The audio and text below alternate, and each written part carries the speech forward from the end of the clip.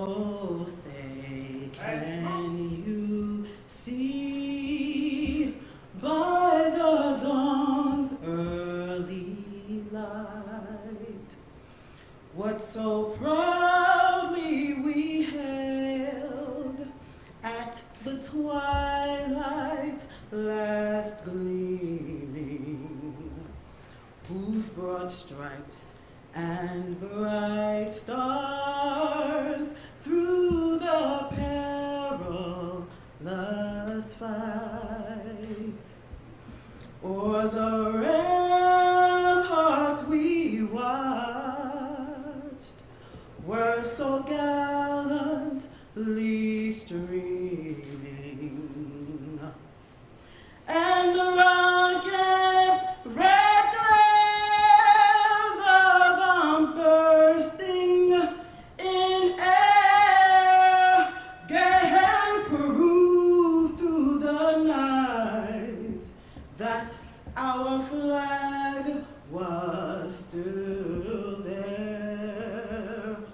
Oh, say, does that star-spangled banner yet wave o'er the land of the free and the home of the brave?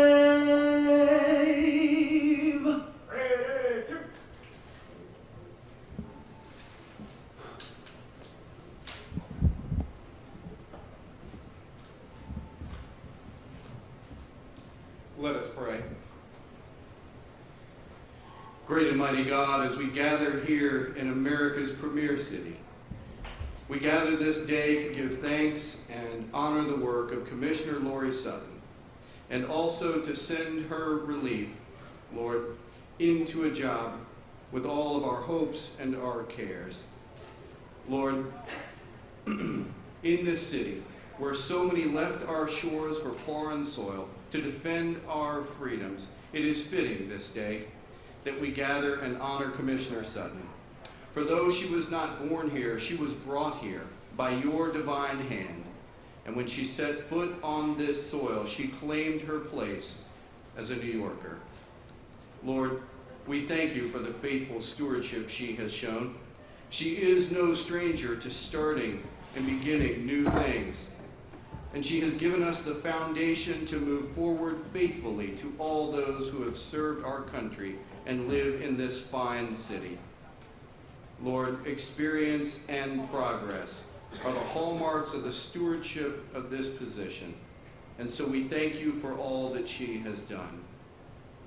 And Lord, we remember as well who cares for this caregiver. Who is it, Lord, that is the pillar for her partner, but her own partner, Loree, who helped make the potential possible in this program and who helped recharge her seemingly endless and inexhaustible battery. God, as we say thank you now for a job well done, let them both look back upon this time of faithful service as one in which they were enriched, but even more, let them know they have enriched the lives of others and helped make this city, in their time, indeed great once again. Lord, let her listen to all the words of thankfulness she will hear this day, but most of all, let her hear in the silence of her heart your words, "Well done, my good and faithful servant." In your holy name we pray. Amen. Please remain standing as we now retire the colors.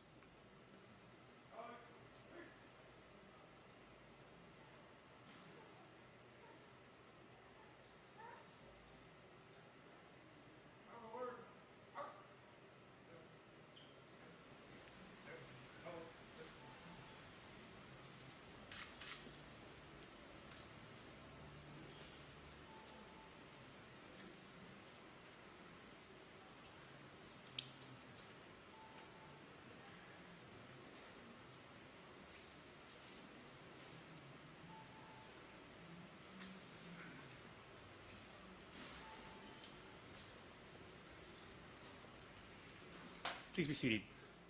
At this time, I'd like to call up our keynote speaker, Mr. James Brown.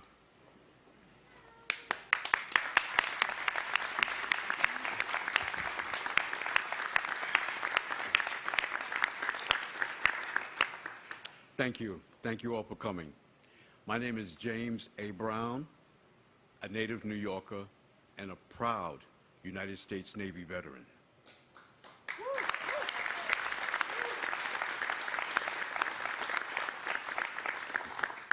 It's an honor to speak to you today in the very room where the bill was signed that created the Department of Veteran Services. This is because I am a veteran whose life has been turned around and changed because of the program and its initiatives. New York City has led the way in becoming the first city in the country to create an agency dedicated to supporting veterans and their families. After leaving the Navy, where I was stationed in San Diego, I returned to New York and ran a successful music business with my brother. Over time, I fell into the trappings of the music business, indulging in activities I shouldn't have, and eventually, after many years, found myself unable to pay my bills or keep a roof over my head.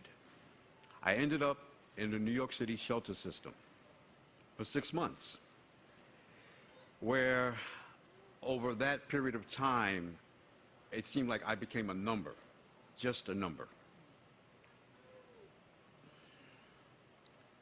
But I realized that I still had my ambition, my goals, and my drive, and that's what kept me going. And I never lost faith.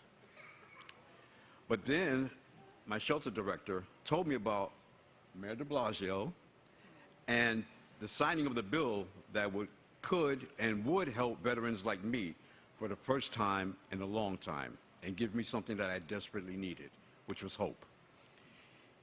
She connected me with the Department of Veteran Services, and they helped me find a place of my own, a small studio in the Bronx, where I still reside to this day, 4 years later. Even nowadays, even sometimes my days are good, sometimes my days are bad, but I tell you what, there's nothing like being able to take the key and stick it in your own door. It's nothing like it, nothing like that feeling. Having secured my place has allowed me to pursue my passion for cooking. I'm a chef. And eventually, 2 years ago, I started and still maintain my own catering company. One of the milestones of my culinary career was achieved last week. I was asked to be part of the culinary team to cook for the General Assembly to the United Nations.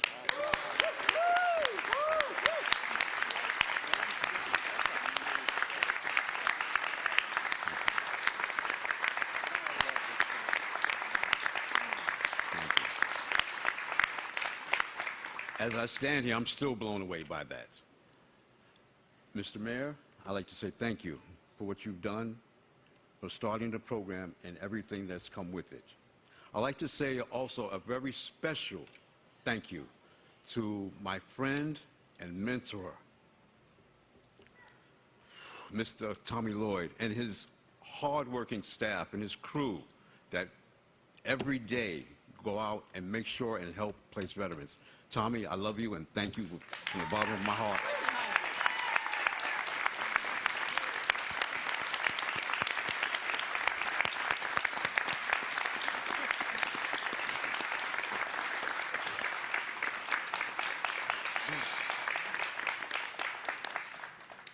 Also, I cannot forget Commissioner Sutton. I'd like to thank you for just knowing what we needed, what I needed as a veteran. And for that, I will ever, ever be grateful. Thank you very much.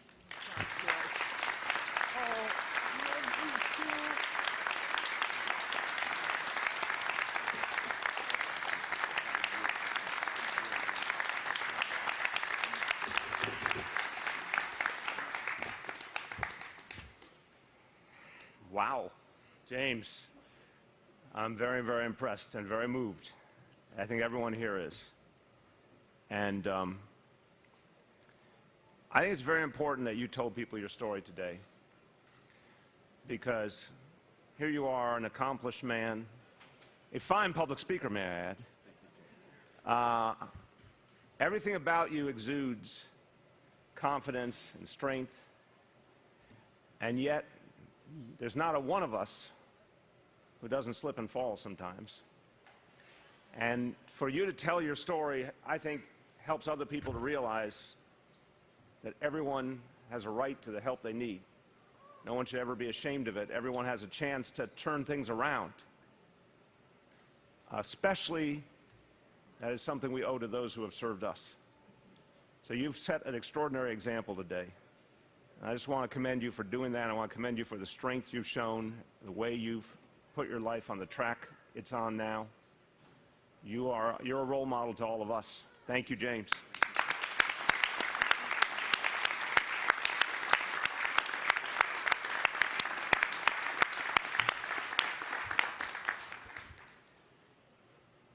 So we're here because this is a very powerful, special place for our city and for our nation. The Intrepid stands for so much and means so much to all of us. And it exemplifies the strength and resilience of those who serve us.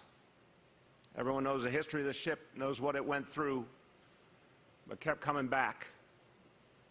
So it's a symbol that's so powerful, and we all feel it very personally, very humanly.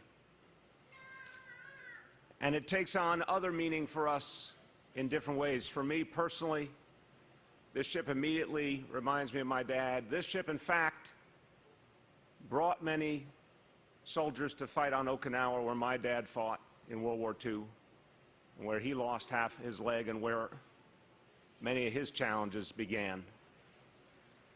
And I think of this ship, I think of the good people who served their country,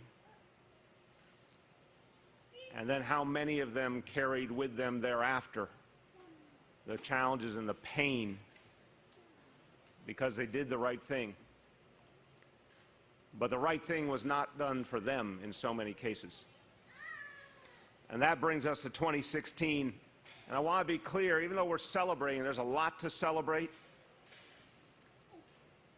Loree's leadership and the creation of this department and everyone who works for this department, all the good people they've reached and the new leadership to come, there's a lot to celebrate. But I want to remind people, the fact that we had to create this department is a reminder of something profoundly wrong still. Because our men and women in uniform served our nation. Our nation from that very moment should have been there for them, and it's still not true today in too many cases. Not taking away for a moment the good work of a lot of folks, the Veterans Administration elsewhere, who do help people. I'm speaking to the fact that so many men and women go without the help they need, so many families go without the help they need. The whole idea of helping a veteran is still so incomplete in America today. And that's why we had to act. And I think this department's going to be here for a long time. But I think on one level, every one of us wished and still wish for the day where it would not be needed. But I think that day's a long way ahead, and we got to keep fighting for it. So what we know is that I think the lesson we kind of were all taught, that the hard part was the time when you served. I think that was not the whole story, to say the least. For a lot of men and women, the time they served was extraordinarily difficult and noble. But equally hard, sometimes even harder, was the time after. And I saw that in my home, and I came to understand that the war doesn't end. For a lot of soldiers, sailors, airmen, a lot of families, the war doesn't end. It stays with them their whole life. And now that we understand that better, all of us, we know it's our job to do everything we can to be there for our veterans. And this department serves an extraordinary number of people. And I think, there may be in people's minds ideas of where veterans live in this country. Well, here is a home to over 200,000 veterans, this city. And this is the place where we need to make a change. And we're trying every day, and I now have the opportunity to praise the work of the founding commissioner, Loree Sutton. Now, I want to start by revealing a fact that I've known for quite a while, but hasn't been brought out publicly, that well-known consumer product, well-known symbol of that product, the Energizer Bunny, yes, was based on the life of Loree Sutton. It's true. Now, they took the Energizer Bunny down a few notches because I didn't think people were ready for the level of energy that Loree Sutton has. There, it's out, Loree. I have often said, and I mean it, I've had so many wonderful experiences working with Loree. And I've said many a time, and I feel it this very day, I want to eat for breakfast whatever she eats for breakfast. Because I don't understand it, but I love it. So, her first years leading our Office of Veterans Affairs, and in these last 3 years, initiating and building out our Department of Veterans Services. And I remember our earliest conversations, Loree, and you talked about, with passion, pretty much the only way you talk, you talked about your own experiences in the Army, trying to help the higher-ups understand what was happening to members of the service, and appealing to them to change and understanding that change doesn't come easily. And I saw that fire and I saw that energy you felt, that you didn't accept the status quo, and you were not shocked when a bureaucracy had trouble acknowledging some of the challenges. Well,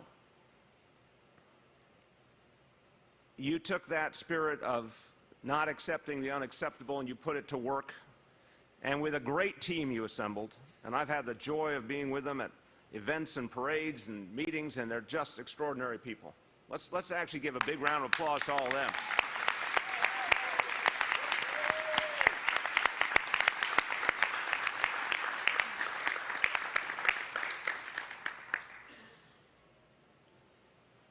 Some of the achievements, just some, that since 2014, we have a 97% drop in street homelessness among veterans to an all-time low level now.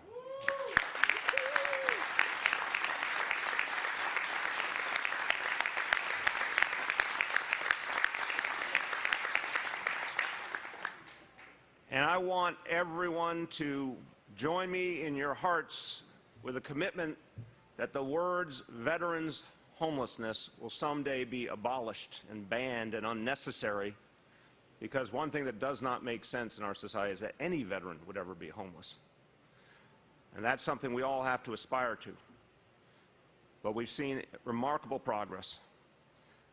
What you and your team did in creating the Vets Care program to acknowledge and recognize and embrace and support vets who had PTSD. And I say this as the son of a veteran who unquestionably had PTSD. They didn't call it that decades ago, but it is clear as a bell, and it plagued him his whole life.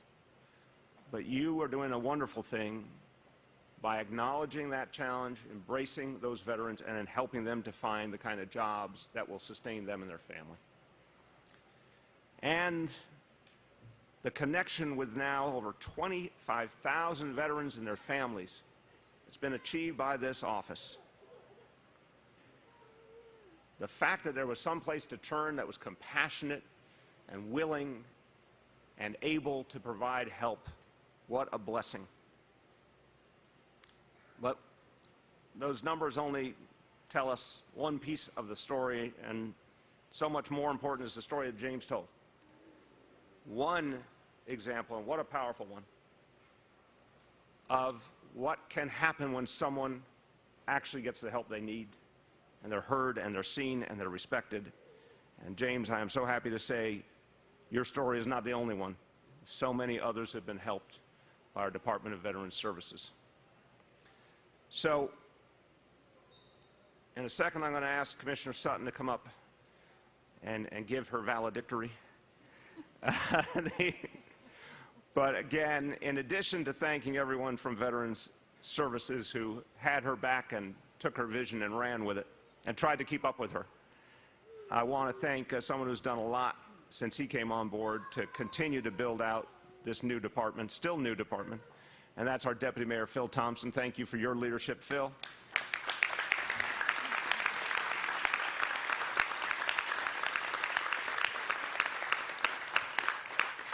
We've also gotten a lot of support every step along the way from the City Council, and I want to thank them because when we do our work, we need to do this in partnership. The City Council believes in this department and its work and believes we all need to keep doing more, and I want to thank the chair of the Veterans Committee in the Council, Councilmember Chaim Deutsch. Thank you, Councilmember.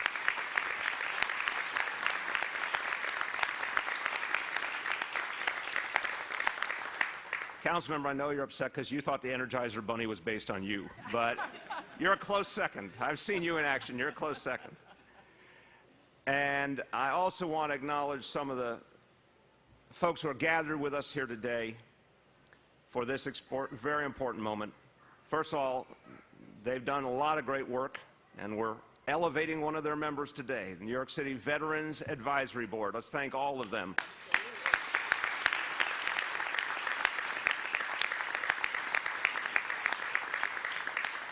And let's thank an extraordinary organization that means so much to our veterans, the United War Veterans Council.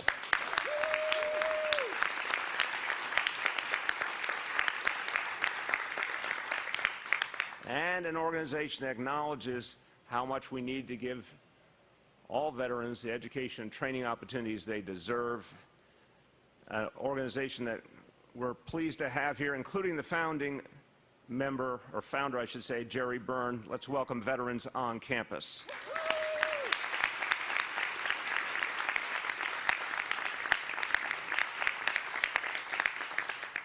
So, Loree, I don't have enough words. There are not enough words in the English language to describe you and all you've done here. But I just want to thank you. This has been a joy. We saw eye to eye from the beginning, literally, and every job you took on, every assignment, you did it with heart and joy and passion and a can-do attitude, and it got done, and great things ahead. Thank you, Loree. Thank you so much.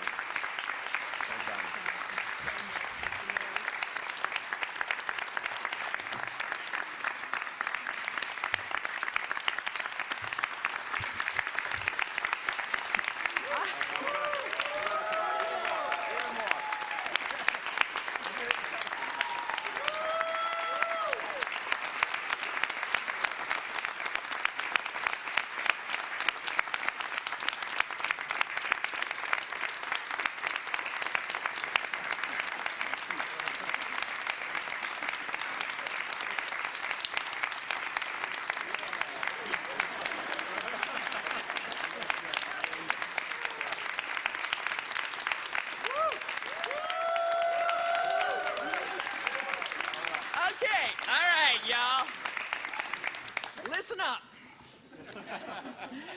Mr. Mayor, thank you so much. Thank you for your confidence. Thank you for your support.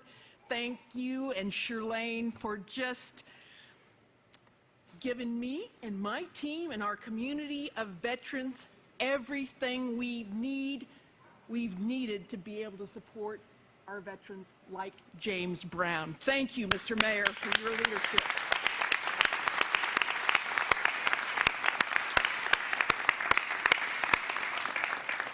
Now, I know that a lot of you all thought that you were coming here today for the launch of our 3-year startup report. Well, we are, gang. It's on the website. I wanted to sleep with this under my pillow last night. Loree told me that would be taking it a little far. But this is something we are so proud of. It's taken a team of teams, not just the wonderful members of our Team DVS.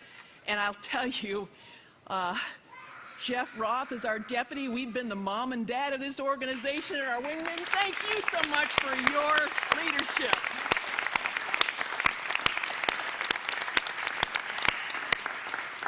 that brings us to today's ceremony. Isn't that great, the sounds of freedom? We got little David, and we got little Grace, and we got Christine here, and we got Daddy Ulysses. James, you've done well. Welcome here to the Intrepid. Thank you so much.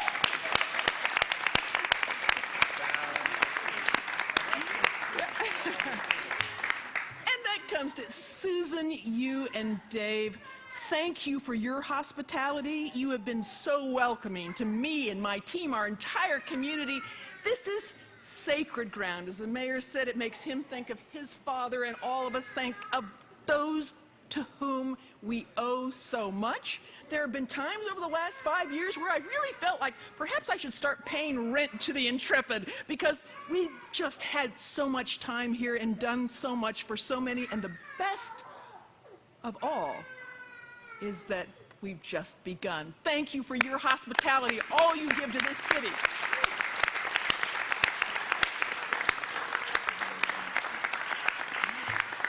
Now, I gotta tell you, gang, when Loree and I first came to New York City 6 years ago now, we came as a grand adventure. We came as partners.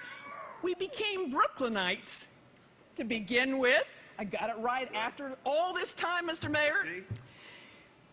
And what we didn't understand was what we would actually find once we got here. We found a home, we found a community, we found purpose, we found meaning. We found a place where we felt like we belonged.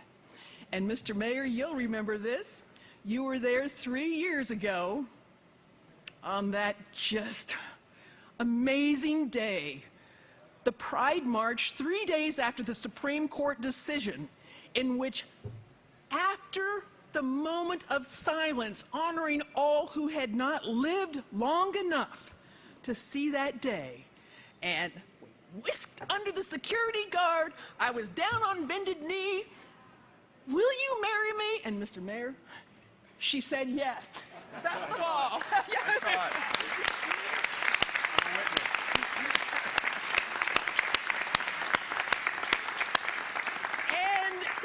When I was spreading the great news, I had to reach out to my battle buddy of the last 15 years, Gary Trudeau, the archangel of Walter Reed, who has chronicled with perfect pitch the experiences of our veterans and their families since 9/11. Gary introduced me and Loree, and so when I told him we were engaged, he said, "Oh, don't I get to be the groomsmaid?" And I said, "Better yet, it's your fault. You're going to marry us," and marry us you did. Thank you. God bless you, Gary Trudeau.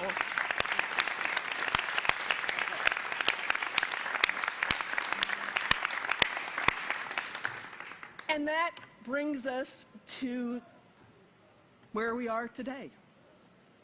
This ceremony today, led by firefighter Mike and his A-list FDNY Honor Guard. How about a big round of applause for them?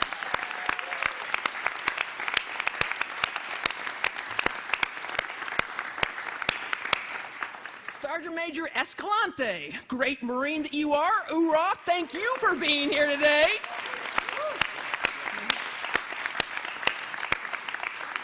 And our very own Tanya Thomas. Thank you, Tanya.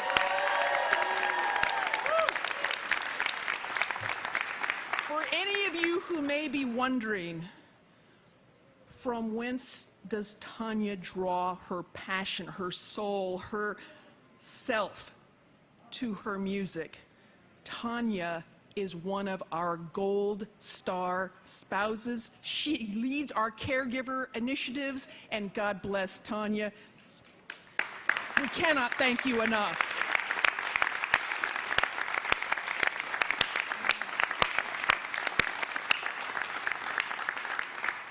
Now, Chaplain Sears, you know that you're not going to be left out of this.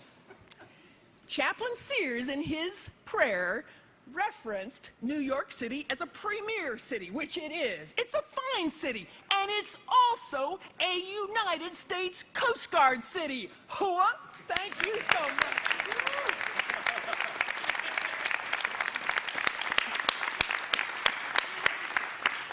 One of my favorite lines over the last 5 years was when the Commandant of the Coast Guard was here when we had a ceremony designating New York City as a Coast Guard city, and the mayor starts out and says, "Now, Mr. Commandant, 4-star general here."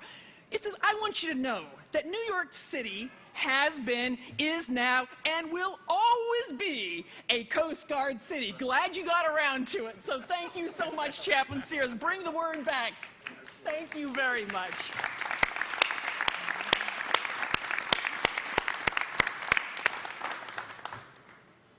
Deputy Mayor Thompson, you and your Dana have embraced me and my Loree, and I got to tell you, our best is still yet ahead. Thank you for your leadership, your vision, everything that you brought to this, and I know that under James's leadership, DVS is going to continue going higher, further, farther than we ever dreamt possible. Thank you so much.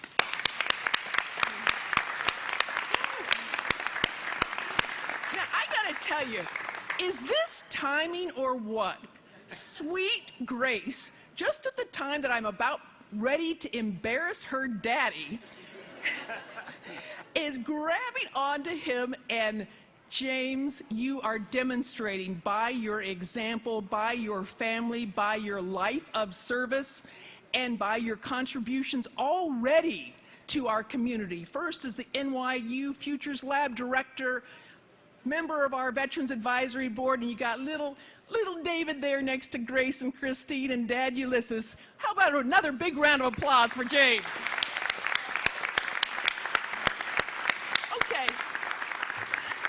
Okay, gang. So I just have to thank you enough. I cannot thank you enough. I'm looking around the room here. I see Dominic Yezzo, I see Ed Schloman, I see Stephanie Richmond, Jerry. So many of you, Vince and Doug. It just keeps getting better. And I feel a little bit right now. Yes, I am energized, Mr. Mayor, and it's because of people like this, a community like this, leadership like yours, and James, yes, you're the guy that I work with, and the other James, you're the guy that I love seeing little David in your arms. So thank you all for all that you've given to me and Loree. This is now our home. We're not going anywhere. We've lived more here in New York City than any other place in our adult lives. We love our city. We love its traditions, its culture, its arts, its quirks, its characters, and its traditions. So let's just say I feel a little bit like Churchill after the Battle of Britain. You didn't see that coming, did you, Mr. Mayor? It's a long way from Energizer Bunny. It is. But when he said, "This is not the end. This is not the beginning of the end, but it is perhaps the end of the beginning." Let us continue to march forward. Let's continue to keep our eyes on the prize. Service is our North Star. We will meet again on the high ground. I'll be the one with the big grin. God bless you all. Thank you.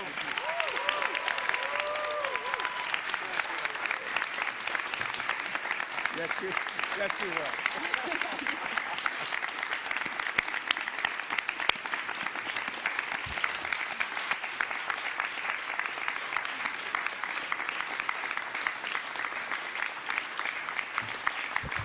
Well done, Loree. Well, Loree has set the stage perfectly for the passing of the torch. And you can imagine, as we at City Hall discussed who would be the right successor to Loree Sutton. I'm reminded of the famous dialogue. Do you know the famous story of Thomas Jefferson going to France as the United States ambassador, and the French official who greeted him upon arrival, and previous ambassador had been Ben Franklin. And the French official who greeted him upon arrival said, "Ah, Mr. Jefferson, you are Mr. Franklin's replacement." And Jefferson said, "No, I am not Mr. Franklin's replacement. I am merely his successor." So I don't think there is another Loree Sutton in the universe, but We can all be glad. yeah. But we have a successor who is extraordinary. And I agree with Loree that the beginning has been achieved over these last 3 years. But now it is a time to take this agency even farther, because there's a lot of work to be done. There's a lot of people to be reached. And we've seen how much can be done by our Department of Veterans Services, and we know that there's even more out there. So as we contemplated who should lead this department, well, we thought about someone who understands family, as he's proving right now. I give you credit. Cool under pressure. But we also really thought about someone who could relate and feel the experiences deeply of all those that he would serve. And as I got to know Colonel James Hendon, I appreciate a lot of pieces of his story. I appreciate that he's someone who very early on showed tremendous leadership. And when he was chosen to go to West Point, it was not because he was someone who was connected or part of an old military family. He was someone of just extraordinary promise. And he's shown even in his earliest years through. And then he served this country in both Iraq and Afghanistan. And the stories he told me of dealing with the complexities of those theaters of war and what it took to lead his troops in that circumstance. To me, it was sobering and eye-opening and humbling, and a reminder of what people can summon in themselves when confronted with extraordinary challenges. And then upon returning, having a vision of wanting to do so much more for the world. And I think James Hendon and Loree Sutton have this great commonality of there is no such thing as enough service. And there is no such thing as mission accomplished. There's always another mission. So James Hendon came back, got the kind of training that we all believe our veterans deserve, started his own company to do good, and then did even more as a founding director of the NYU Veterans Lab, helping veterans to become entrepreneurs and start their own businesses and have the kind of livelihoods they deserve. And as a member of our Veterans Advisory Board, building out this department. He is, by his experience, by his intellect, by his drive, he has become a national leader on helping veterans to come home and to reach their full potential after their military service is done. And that spirit, that experience, that vision is what we need as we move forward. Colonel Hendon, we're going to look to you to reach a lot of people with this extraordinary team. And as we heard with the amazing story of James Brown, we're going to measure success by the lives we make better. And you know a lot about that already, and you're going to bring all that here. Now, if your wingman there will release you for a moment.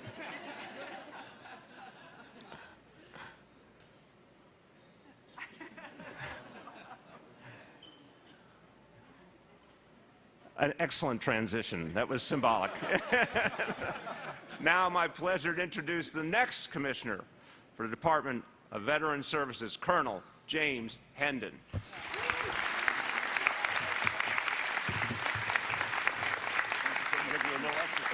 you get a hug. First you get a hug. Thank you so much.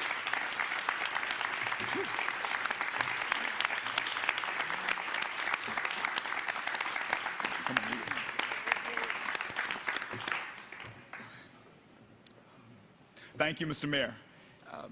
Giving honors and salutations to Mayor de Blasio, to Deputy Mayor Thompson, to Commissioner Sutton, Chairman of the city's Veterans Committee, Councilmember Deitch, and members of the Veterans Advisory Board,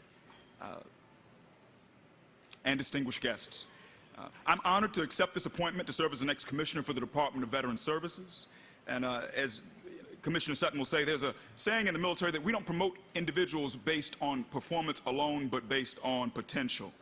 That being said, I'm so grateful that you see potential in me as a servant and as a steward of this awesome organization, sir. It's already been said, but to reiterate, some of the finest people you will see in this city and the world are housed within DVS. Please, let's give them a hand.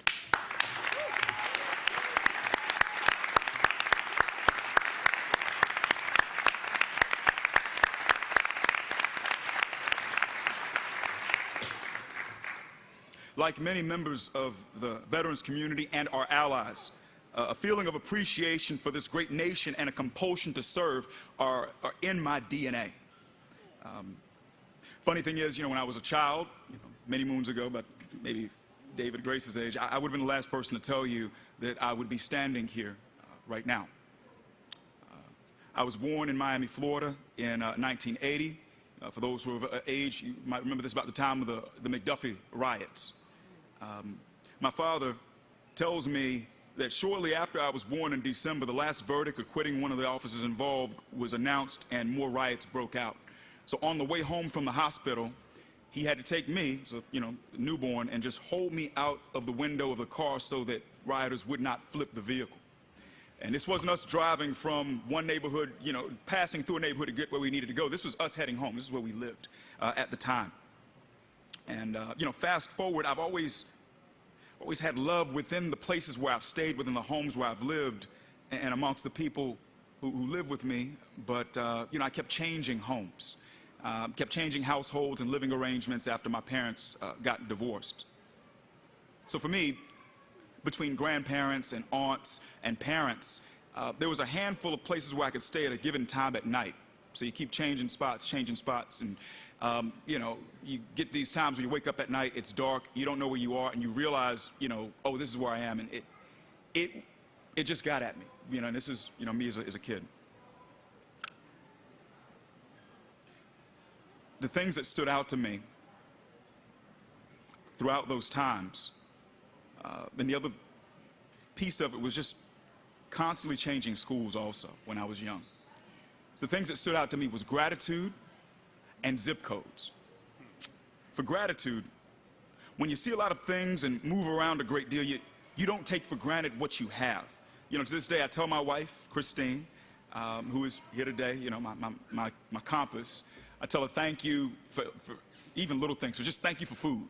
We might get some pizza from a place down the street, and, she'll give me a plate, or more likely, I will go get myself a plate.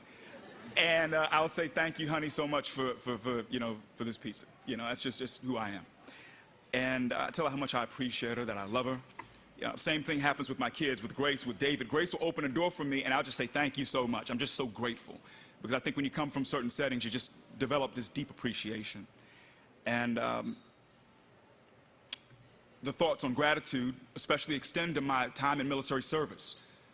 I think this is an incredible country that we live in, and warts and all, America is the best place on earth, in my opinion, and it's worth defending, it's worth fighting for. And with that in mind, when I was of age, so when I was old enough, put my right hand up and swore to protect, to serve this Constitution, ultimately defend it when becoming an officer. I think that all people should serve in some way, be it military service or otherwise, but some way, because we have so much to give.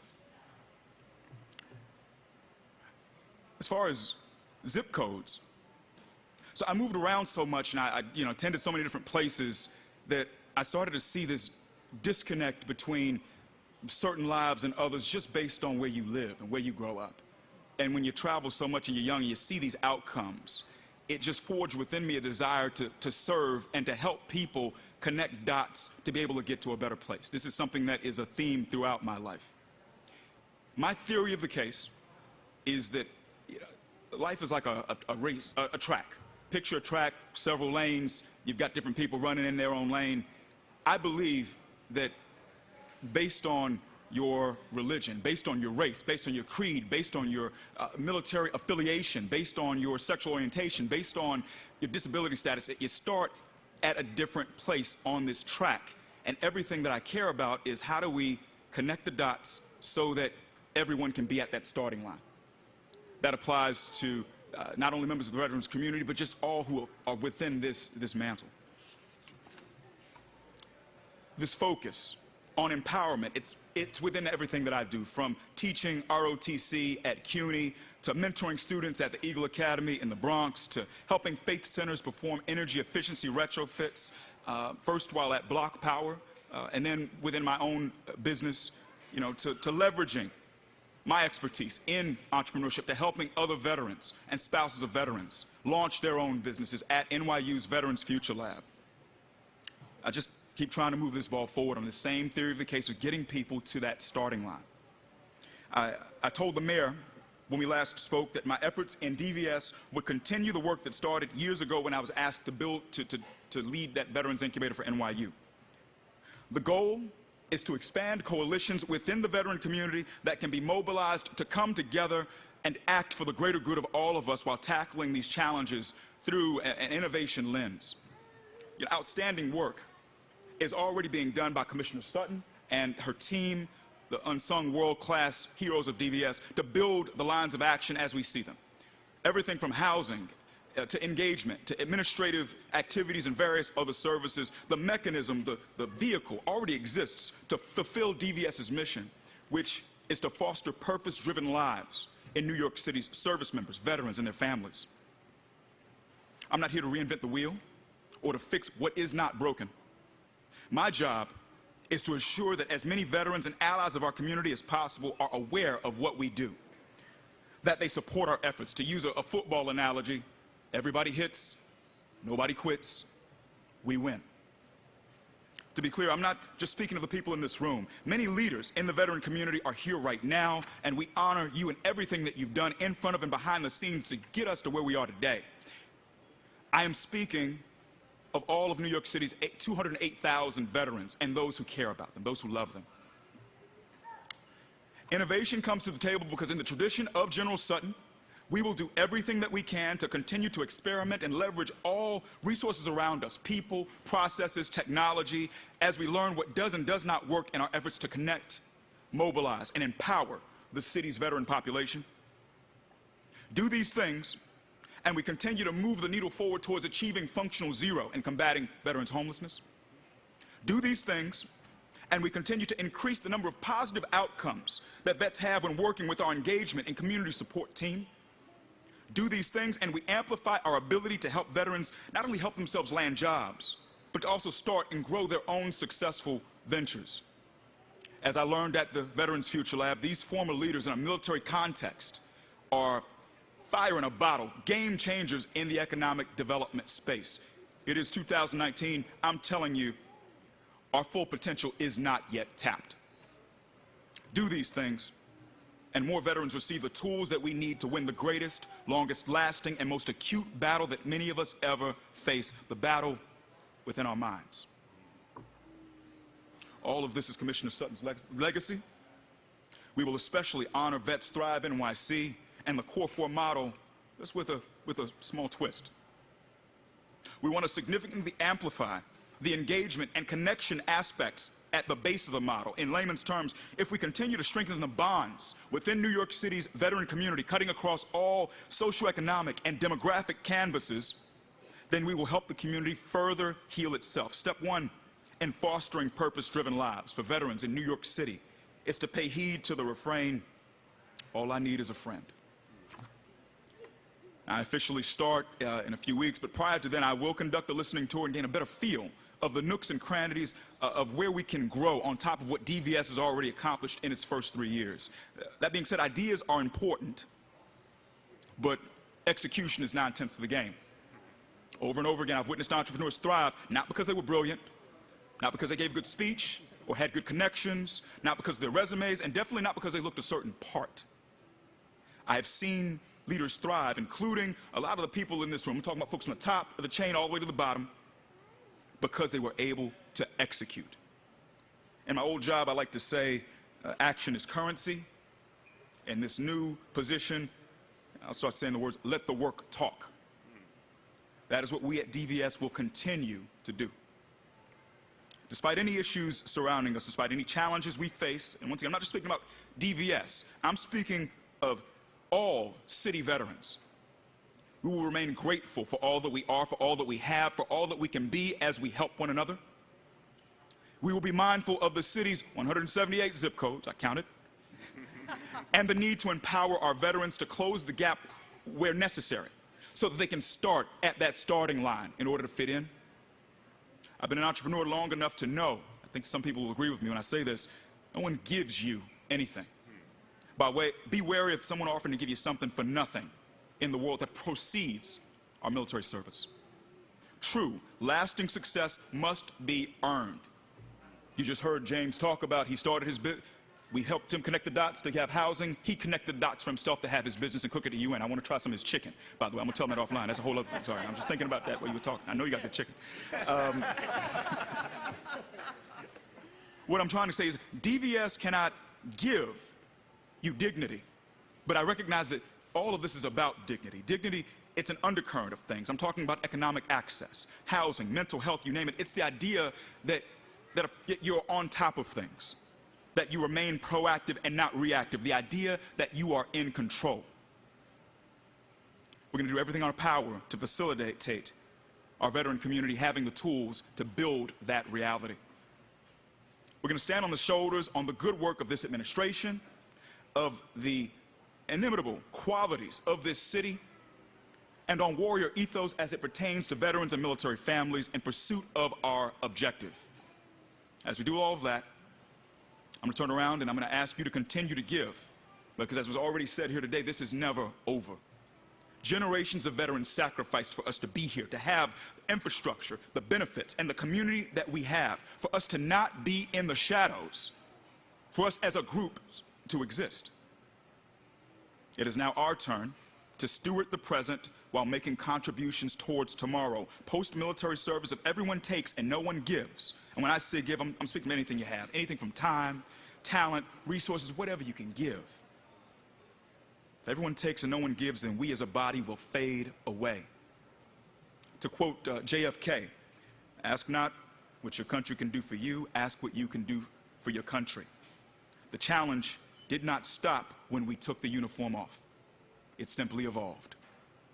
We will succeed, but these things do not happen by themselves. I challenge everyone here and outside of the Intrepid right now to do your part to fight for what we have, to fight for our future, and to fight for one another. I told my story, but every single person here has gone through something in and out of the military. We have come this far. And for me, as someone who was born into a riot, literally, and turned out okay, I can assure you that we will be all right. Thank you.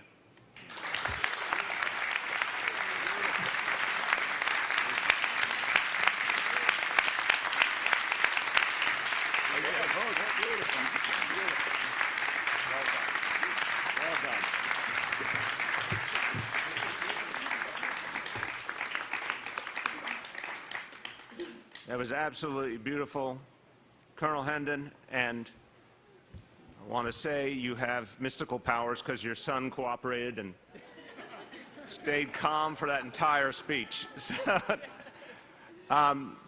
We're about to have a benediction, and then we will go to the press questions. I just want to say that Colonel Hendon momentarily has another appointment that he made a while back to serve veterans that he has to get to. So after the benediction, we're going to do questions about this appointment quickly. Make sure we get those done while you're still here, and then, of course, we'll go to other questions as well. But first, the benediction. Thank you. Let us pray. Great and mighty God, as we close out this proceeding, we ask once again your blessing and your guidance on Loree and all the things that she has done, not only for this city, but most of all for its veterans.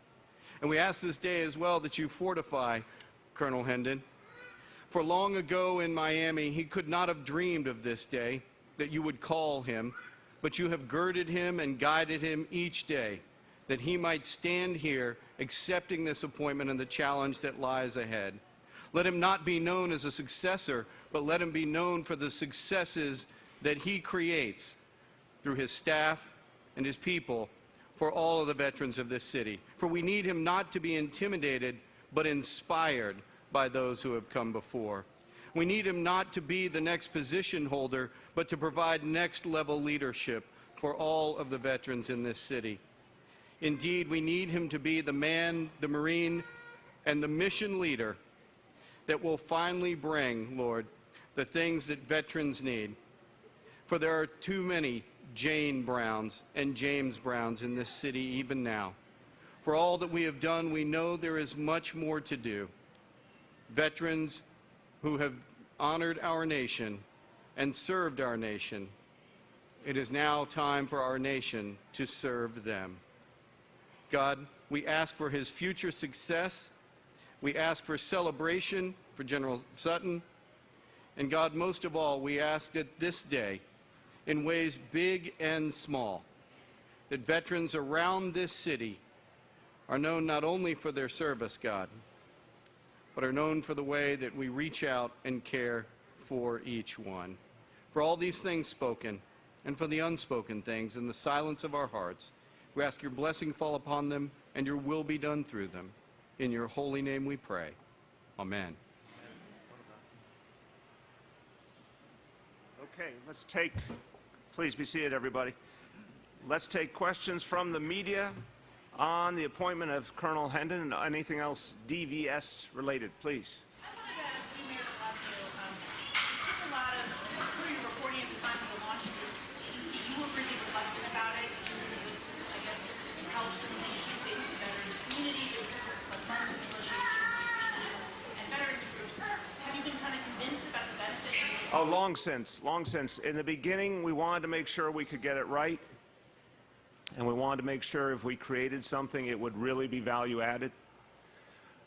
It's not a shock to know that sometimes good people think creating a new vehicle will be an achievement unto itself.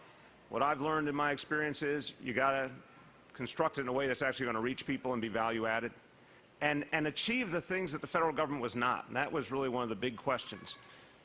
Could we fill that gap? Could we do it responsibly? Could we do it effectively? I'm very satisfied by what's been achieved. I think beyond what we all thought could be done in 3 years. So absolutely yes. Anything else on the appointment today or on Veterans Services? Yes. Questions for the Commissioner. Can you say what you view after what was the numbers have gone down so much? What do you view as the biggest challenge for veterans in the city?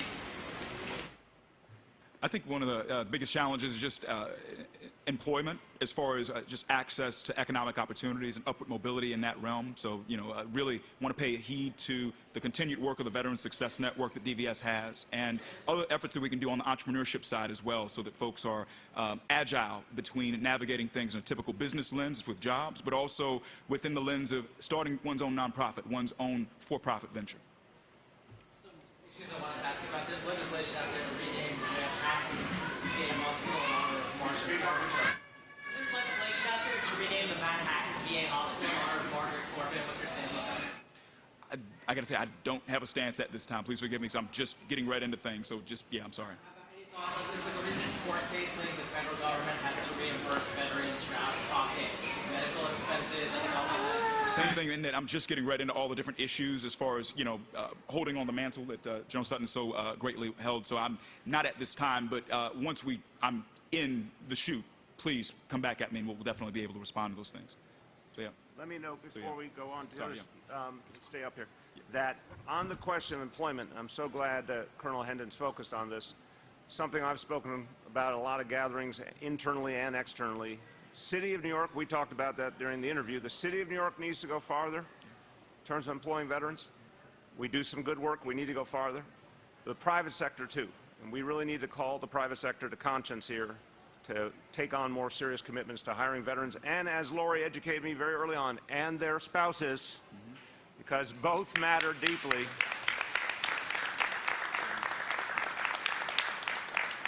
Go ahead, Rich. When does he take off? My first official day will be November 1st.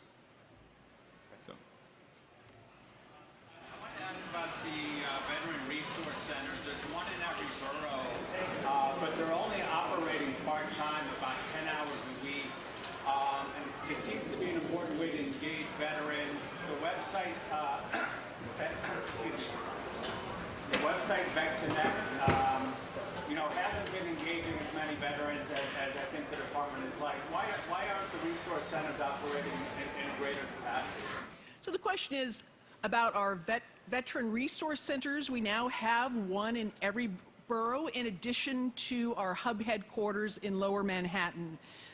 Listen, what we are doing with those veteran resource centers, and I want to just give a nod to Chair Deitch and his support and advocacy for them, is we are not only available at posted hours, and you can see the hours and the locations on our website in our 3-year report, but we also go to where the veterans are. We go to where they live. We go to their VSO headquarters. We go to their events, to their barbecues, to their churches. We go to the VAs, the vet centers, and that's equally as important a task for us in being out in the community as it is to have, yes, a predictable set up hours. That is one part of the menu of services that we provide.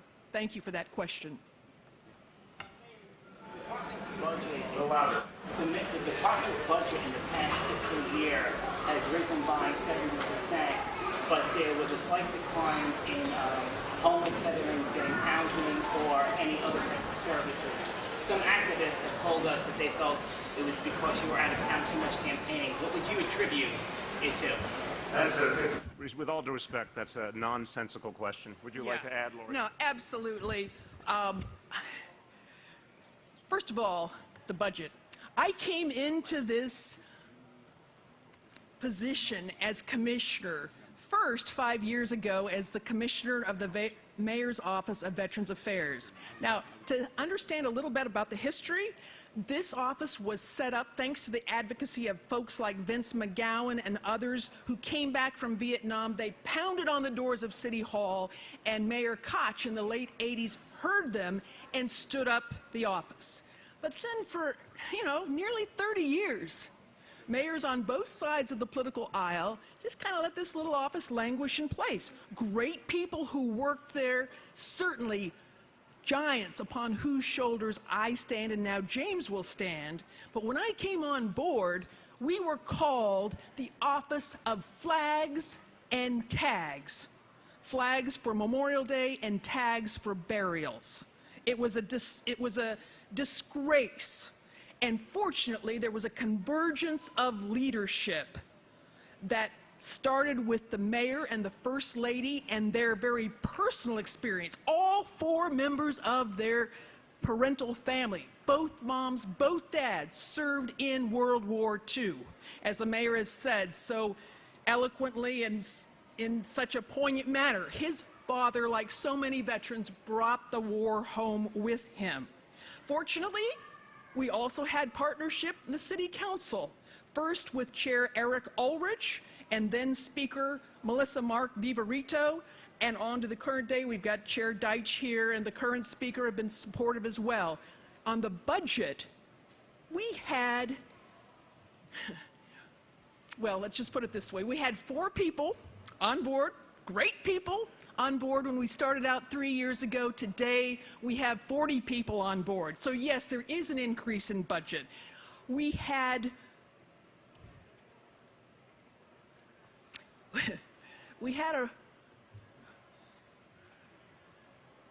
a reputation that really was unworthy of a city like New York. If veterans and their families were fortunate enough to find us, and Letitia and Inez, some of our stalwart pioneers, many of you in this room know of their tireless efforts, and Commissioner Handy and so many others. But I will tell you, today, because of these investments and because of the advocacy of veteran service organizations, family members, our academic partners, our private, not-for-profit, and social sector partners, and yes, our veteran service organization leaders, this convergence of leadership led to that ceremony 3 years ago in December here on this very deck of the Intrepid. And today,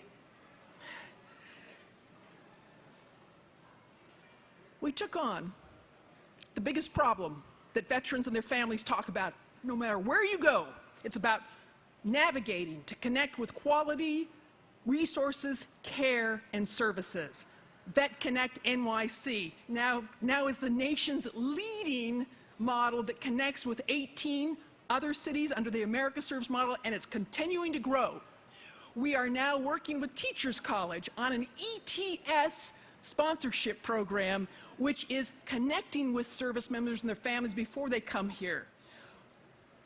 You've heard what we've done with homelessness. We're continuing to work on that. Nicole Branca is right here. I will tell you, we have established a system that has allowed us to maintain a steady state, and we are working tirelessly both on the supply side and the demand side to increase the number of veterans like James Brown who can find themselves a home and can continue to flourish. So thank you so much for giving me the opportunity to clarify that issue that you raised. Thank you. Hold on one second, I'm sorry, we'll come right back to you. Just want to see if there's anything else for Colonel Hendon, because he does need to catch a flight to a veterans event. Excuse me, I was just wondering if you could clarify. I'm coming to you, but let me just see if there's anything else for Colonel Hendon, and then we will happily come back to you. I just wanted to ask, do you view the federal government as a reliable partner, like not only in the chaos of the Trump administration now, there's also been reports, from the start of the administration that it was like stacked of being cronies, a Mar-a-Lago crowd. So what are your thoughts on that? Oh, but is there anything, Colonel Hendon, he really does think? And I think it's just what I said in my speech, and that, here at DVS, we will, let the work talk. We will put one foot in front of the other, do everything that we can to, fulfill our mission within the agency and work with all around us and not get, bogged down in any other issues aside from the direct idea of assisting veterans and helping them foster the purpose-driven lives, helping folks help themselves. So, yeah. All right. Thank you, Colonel. Congratulations. Thank you.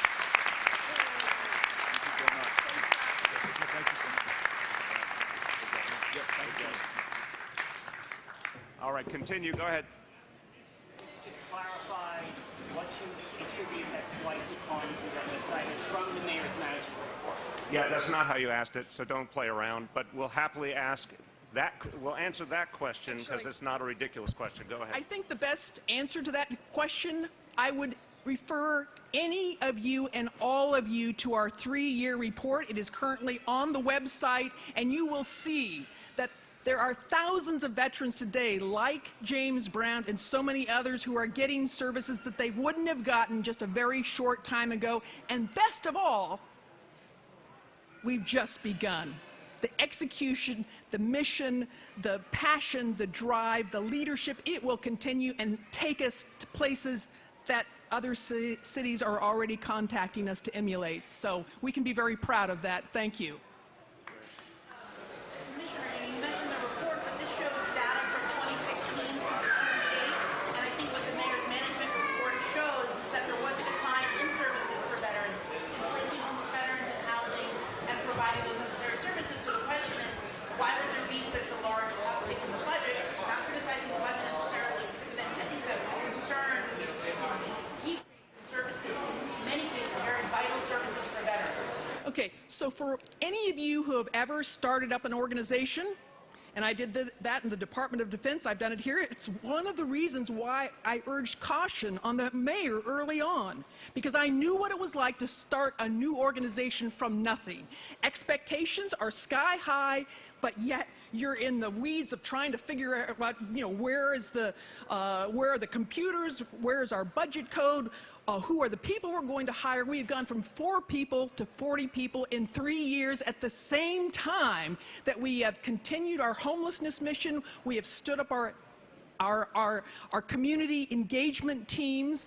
And so what you will see is that in the mayor's management report that, in the first 3 years of any startup, as you focus on certain areas, and our engagement has been one of those, we realized 1.5 years ago that what we really needed to do was we need to incorporate both our whole health team with our engagement and employment team, so it would be one community team because we care for the whole veteran. So it took us a little time to be able to do the training, the consolidation, and so you'll see that in the numbers there was a period in there that it was that the numbers varied. And I think, in fact, I know there is no doubt in my mind that as you see continued mayor's management reports, our reports with the legislation and all that we've got going forward, that this is a great news story getting better and better all the time. So thank you for that question. Veterans, a very crucial thing, decrease in services, particularly mental health services for veterans, is due to startup fluctuation or? Go, you speak to mental health, I'll speak to health. So there's been no decrease in mental health services for our veterans. What we have experienced, and we're continuing to work with our developers, our landlords, our folks around the city, is to be able to create that system, which we have, that takes a homeless veteran like James Brown, from the time they're placed into the shelter system to the time that they get a permanent home, an apartment, less than 90 days. When we started this journey, it was 5, 6, 7, 800, 900 days or more. And so it's that system, it's the need that we are there for veterans, whatever they need. Vet Connect NYC is the next step up. And I will tell you, just so you know what to expect going forward, these first 3 years, I don't think we could have worked much harder. That's what it took. Last time the city stood up an agency, 15, 20 years ago. No institutional memory. We're leaving a template now with OMB and the mayor's office. So the next time this is done, we'll know more what to expect going forward, and that's a good thing. But now what Colonel Hendon will be charged to do, and I'm so excited about this, going forward, is to now bring together a smart system, an artificial intelligence data analytics system, which we're already working with the Mayor's Office of Operations to bring together all of these building blocks that creates the system that makes it really easy for a veteran or family member to get connected and really, really hard to fall through the cracks. Thank you. So I just wanted to add that we have expanded staff for placing homeless veterans and helping them find housing. And it's always a dynamic situation because, as the mayor said, it's not just what we do, it's also the private sector. Veterans are not the only people finding themselves unable to afford housing in New York City. And the reason for that is that there's a lot of real estate speculation. A lot of, housing is hard for people to find and maintain. And so it's always a dynamic situation. But we have expanded services recently to help with that. The other thing I want to say, Commissioner Sutton actually went further than I was going to go on this, but we are doing some really exciting things that will become public soon on the employment side for veterans. Because if you don't have a job, nothing is affordable. And I think we're about to launch something which is state-of-the-art, not just for veterans, but for connecting people, period, into employment. And she let a little bit of it out. But we are tackling the homelessness issue not only from the housing angle and placement in housing, but also on the other side, which is the income side. And also, the new commissioner said entrepreneurship. And so we're approaching it from all these different angles to really try and get at the source of the problem. Okay, anything else related to DVS before we go to other topics? Yes?